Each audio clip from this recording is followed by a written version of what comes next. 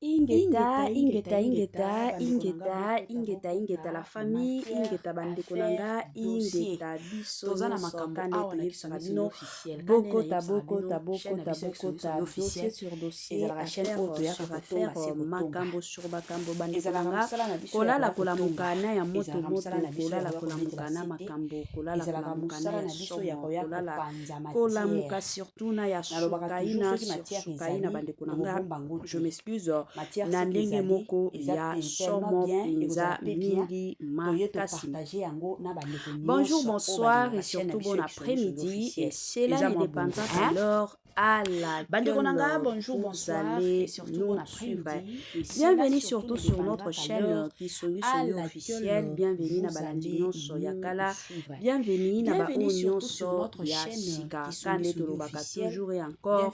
Boyei malamu na chaîne na biso ya Kisongi officielle. Chaîne moko kitoko, chaîne ya ba analyse somo, chaîne moko ya ba information pas possible.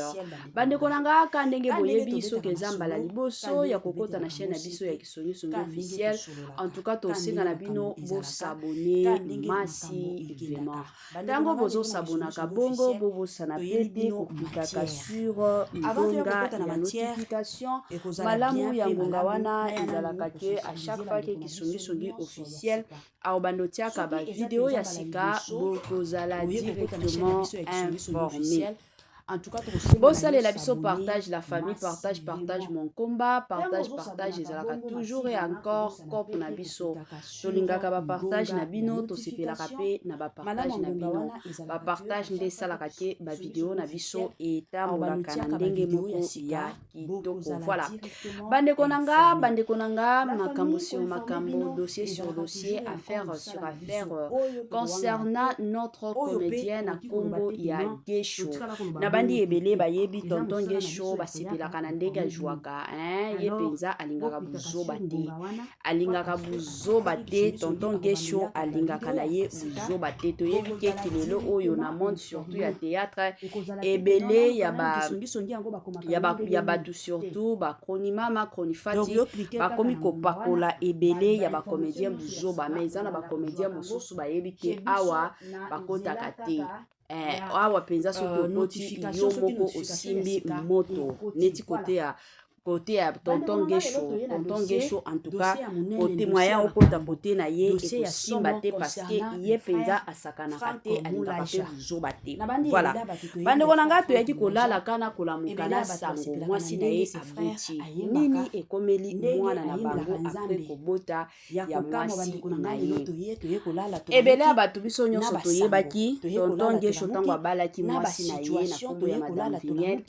ebele ya bato bafinga mwasi ya Gesho bafinga ye aza na monoko monene bato mosusu aza na tolo donc makambo mpenza ebele elobamaki kaka apres bala na bango mais oyo toye koyoka ebele mpenza kande boyebi congolais ye alukaka toujours azalaka na kote place kaka matière eza te ya kolinga kaka aluka matière nayebi bato ebele bayebi Franco Diogo bao bayebi te azalaka politicien ya mboka na biso azalaka opposant ya son excellence Félix Antoine Tshisekedi abundisaka kovanda ane ya liboso Félix Antoine Tshisekedi na ndenge moko ya somo ye pe azalaka aferaka parti na groupe ya M23 na bato ya AFC donc parmi barebele oyo bazobundisaka biso bato baofinga ndeko na biso na kombo ya Franco Diogo ye pe azalaka moko na bango alors eye kosala ke nzoka na bane oyo nyonso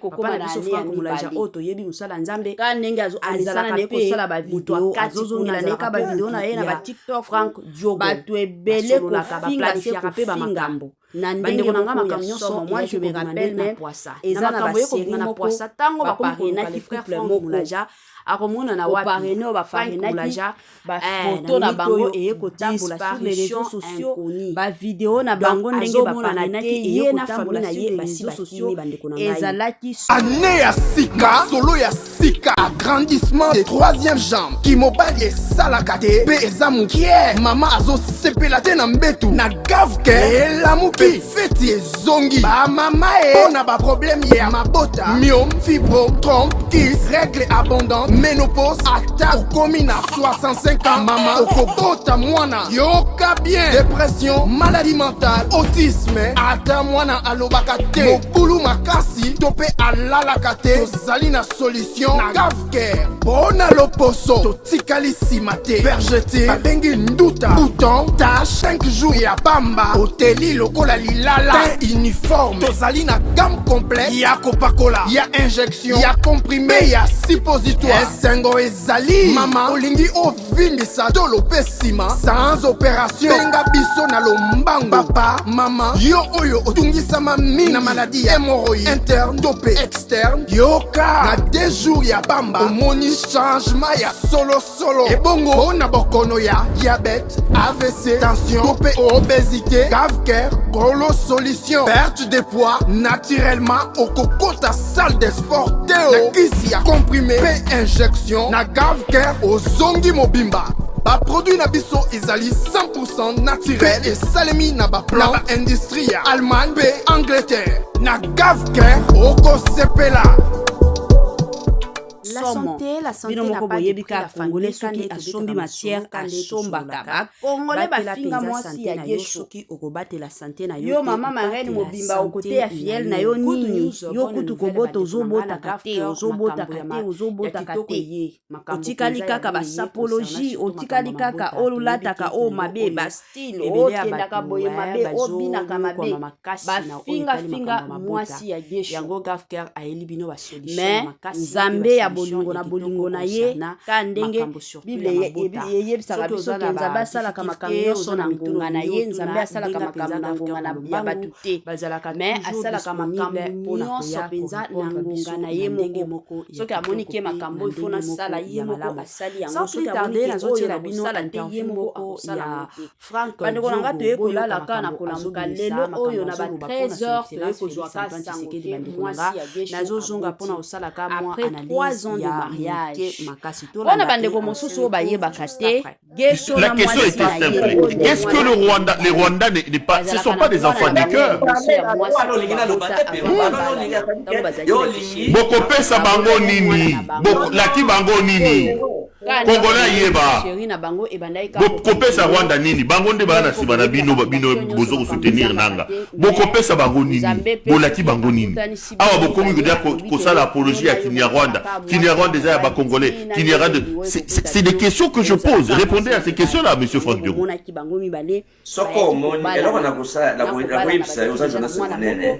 Oye pona polémique te.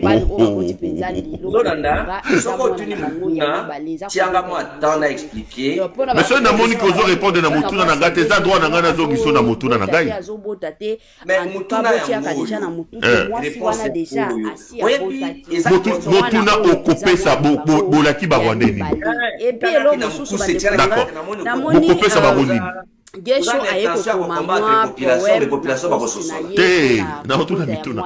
Mais commençons par critiquer d'abord, par condamner l'acte du Rwanda. C'est une agression. Il s'agit ici d'une agression, monsieur Franck Diongo. C'est là que moi je ne vous comprends pas. Mais il y a près de 10 000 militaires rwandais qui ont fait la guerre à Goma. Nous sommes dans une agression, monsieur Franck Diongo, ici. Le Rwanda est à Goma, vrai ou faux? Est-ce que tu as le temps de me laisser parler? Tout ça c'est pour protéger les Rwandais. Tout ça, donc le Rwanda n'a pas sa part des responsabilités dans ce qui se passe. Mais vous répondez comment aux Nations Unies qui accusent le Rwanda notamment dans l'évasion de Goma d'avoir envoyé des milliers de soldats à Goma. Et aujourd'hui, on commence à établir qu'il y a eu des exécutions sommaires avec les troupes des M23 chapeauté au-dessus par le Rwanda. Donc pour vous, tout ça, tout ce que vous dites là, c'est pour relativiser, minimiser d'une certaine manière la responsabilité du Rwanda dans ce qui nous arrive. Vous êtes fiers, vous Congolais aujourd'hui, un pays étranger fait une guerre sur votre sol, tue vos propres compatriotes, contrôle à l'heure où nous parlons une bonne partie de votre pays. Vous, Franck Diongo, après toute la lutte, vous venez nous donner des théories et justifier cela. Merci, papa. Et on a monté d'abord le moko. Ozo croire, ozo ndima, mutuna na wati. Donc yomoko ozo croire mutuna ozo tunati. Ça c'est la première chose. Donc ozo mutuna na kondima na kati ya mutema na kuzana. Non, moi je ne fais que poser des questions. Je mets sur la table des éléments. Il y a des rapports des Nations Unies qui annoncent que des milliers de soldats rwandais ont traversé dans cette guerre des Goma. C'est l'armée rwandaise via ses unités spéciales qui a fait la lutte à Goma. Ça c'est clair. Les Nations Unies vous disent qu'à l'heure où on parle, il y a eu des exécutions sommaires du Rwanda et des troupes de M23 à Goma, chez nous. Et au moment où nous parlons, c'est le Rwanda via son armée qui contrôle Goma. Quand on s'appelle Franck Diongo et qu'on a lutté, on ne peut pas être fier de soutenir une force derrière laquelle il y a l'armée rwandaise quand même. Est-ce que c'est quoi ça m'a tant à répondre yo? Mais parce que Chilombo ayaka fidèle envers moi si naye cela veut dire que azaki na patience discours eza déconnecté na réalité ozolanda bande konanga ezana elo mosusu ona lingi na loba alors ndenge ezalaka to profiter makambo olobi ya Nations Unies bomoni na makambo azemi soki ata boza na ba quartier na bino couple moko boye ba uti kobalana bolinga te ke no bobandetiaka ba pression na ba couple wana depuis babala ti sikoyo nanu bazozwa zemi te ti sikoyo nanu bazozwa zemi kanyama oyeba kate oyo elekaka na ba couple te eza na ba couple mosusu babalani na bango biso tokobota après 3 ans.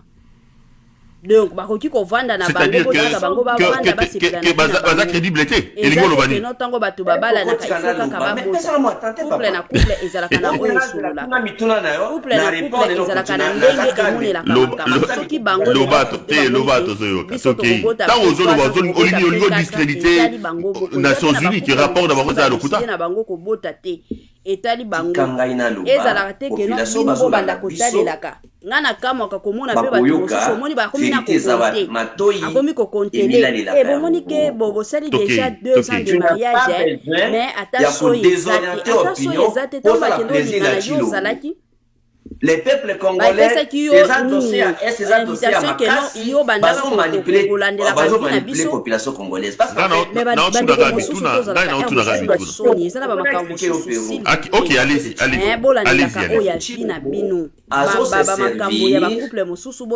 na ba théorie ya Machiavel, c'est-à-dire il faut qu'on pèse ba promesse mpona bango mibale babalanaka mpona nation mobimba te eza bongo ezala bagesho baza bastar ezala bakadeli toza na bapiero ndombasi soki babalani mpona bango babalanaka te tobalana mpona mokili lelo oyo gesho na mwasi na ye baye kokota donc soit bazemi ebandai peut-être kokota parce que toyebi ke eza na basi mosusu okoki kozwa zemi lelo lobi kuna zemi elongwe à l'occasion de mettre peut-être bazemi mosusu abandai olongwa peut-être bango moko ka bavandaki balobona biso tovanda nanu biso mibale qu'est-ce que vous avez promis au Rwanda mingi ya vie ya bacomédien na biso ils viennent pas gratuitement à mourir chez nous tranquillement ezaka bamariage moko ya matakita lelo baza bien lobi kuna babebani lelo baza bien lobi kuna bakabwani yango bamariage ya bacomédien na biso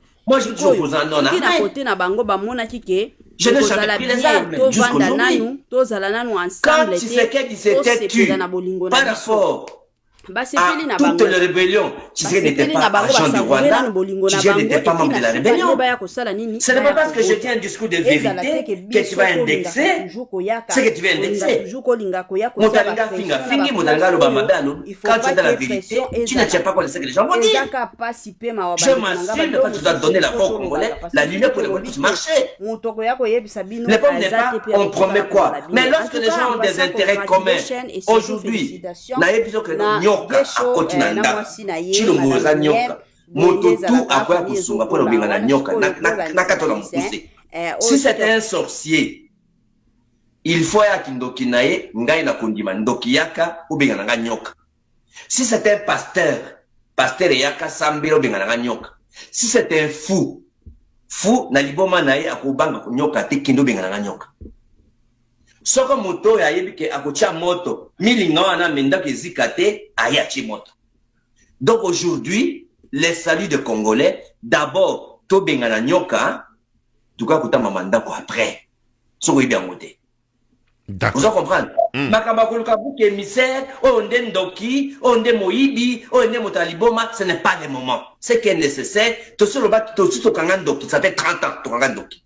Il faut un discours d'action et de responsabilité pour pousser les Congolais à se prendre en charge.